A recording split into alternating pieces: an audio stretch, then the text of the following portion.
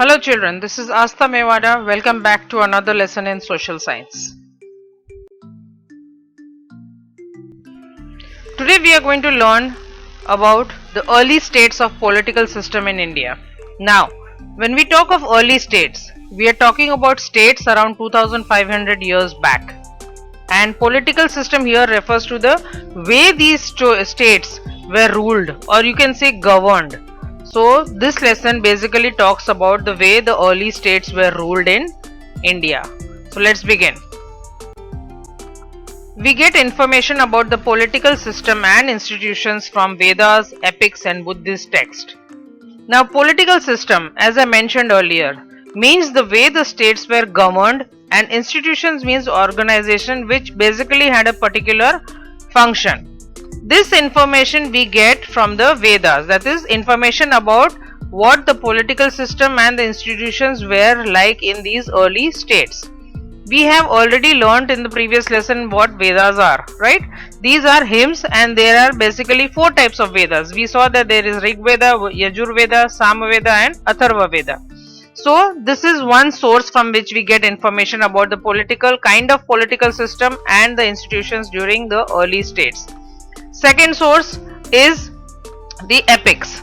Okay, epics are basically long poems narrating the deeds and heroic figures of the past. And last source we have is the Buddhist text. So we can say that it means that we get information about the early states of India regarding their political system from Vedas, epics and the Buddhist texts.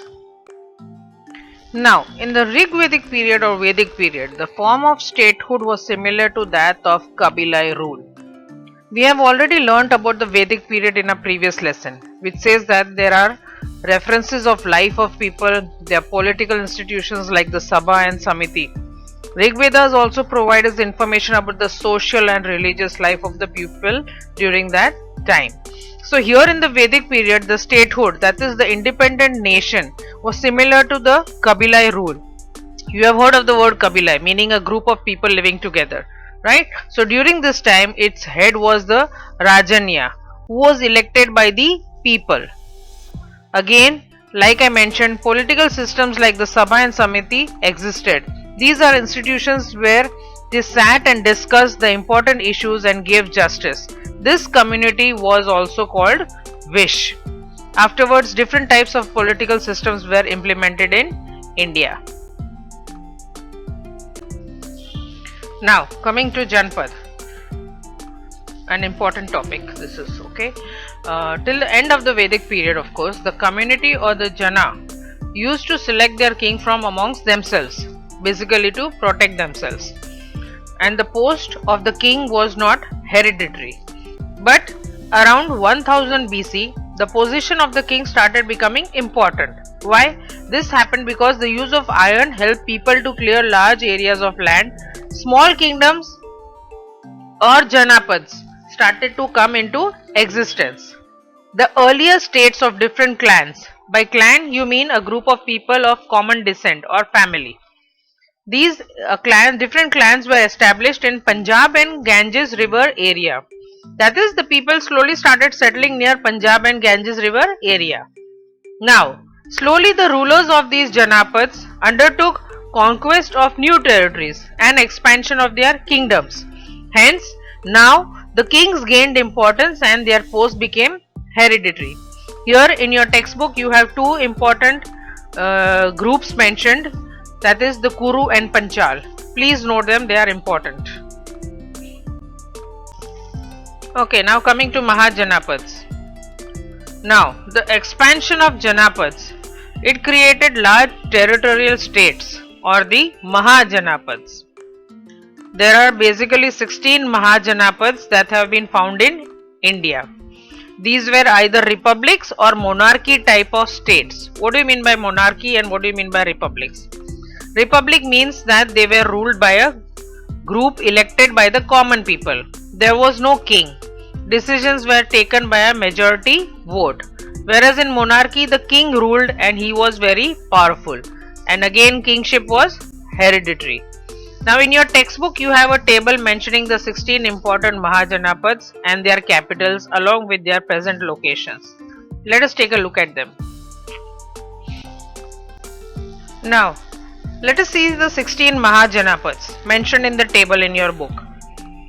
You have the column showing the Mahajanapads, you have their capitals in the next column, and you have their current location mentioned in the third column.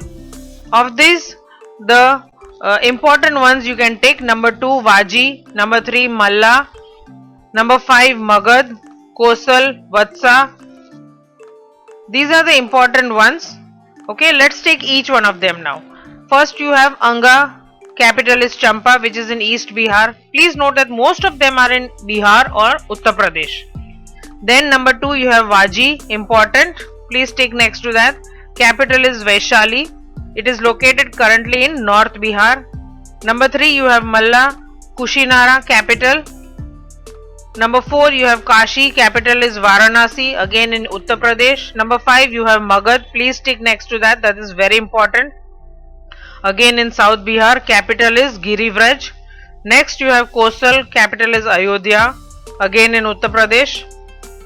Number 7 you have Vatsa, Kausambi is the capital, again in Uttar Pradesh near Prayagraj. Number 8 you have Chedi, Suktimati is the capital. Region between, it is located in the region between Yamuna and Narmada. Please keep looking at all the locations in the map also simultaneously in your textbook. Next you have Panchal, capital is Champilia, again near Bareilly, Uttar Pradesh. Sursen, capital is Mathura, again Uttar Pradesh. Next you have Kuru, capital is Indraprasth, region near Delhi and Meerut. Number 12 you have Asmaka, Paudhanya is the capital, on the bank of Godavari river. Next you have in the region of Malwa you have Avanti, capital is Ujjaini. Number 14 you have Matsya, capital is Viratnagar, again near Jaipur, Rajasthan. Number 15 you have Gandhar, capital Takshashila, this is near region near Peshawar and Rawalpindi, again this is in Pakistan of course. Number 16 you have Kamboj, capital is Lajpur, that is region near southwest Kashmir. If you will look in the map, all these are marked. Please study the map carefully.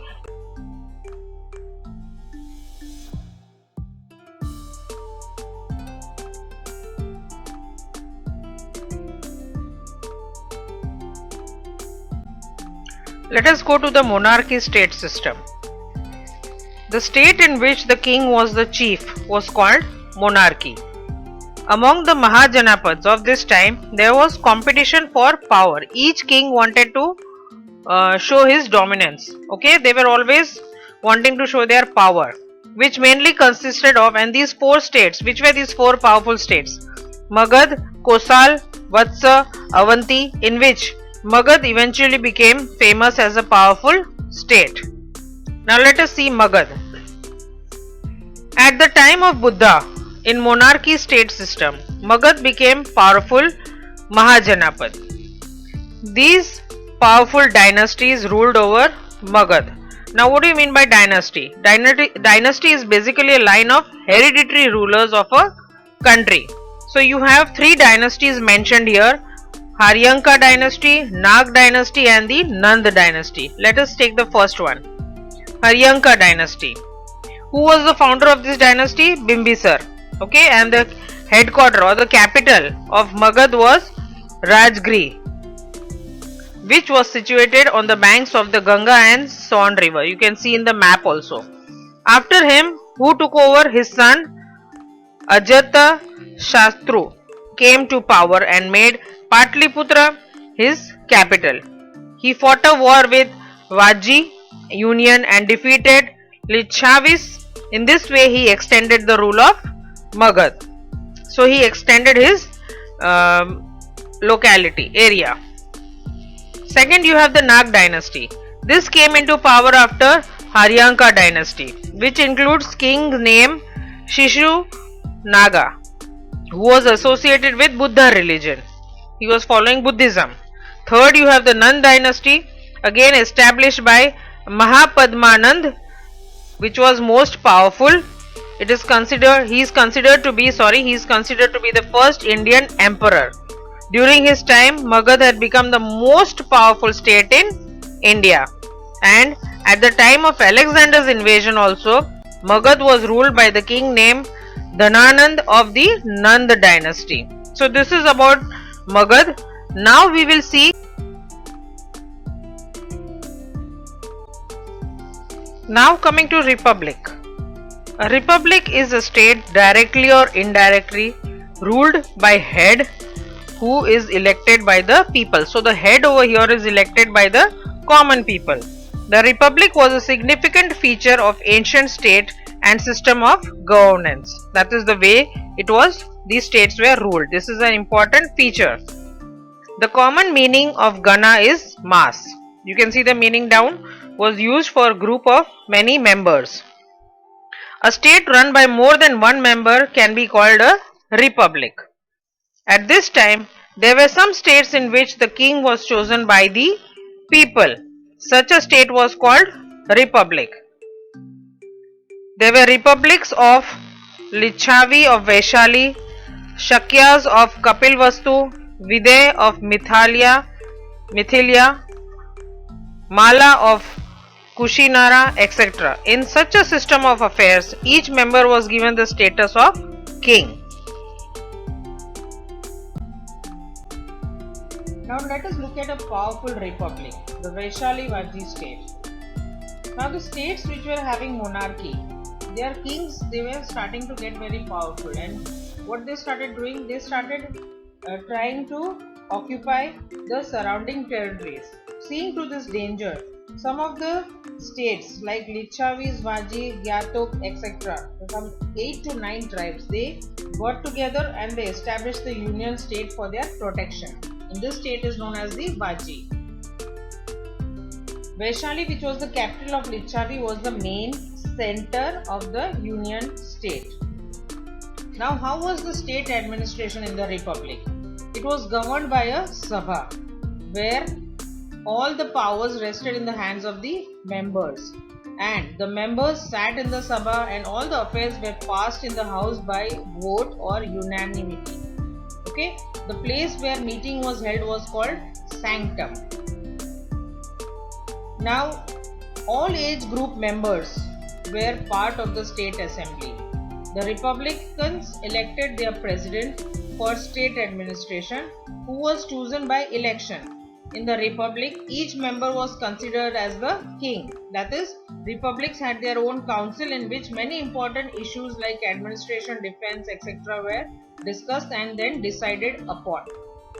Any member could join for a fixed time only.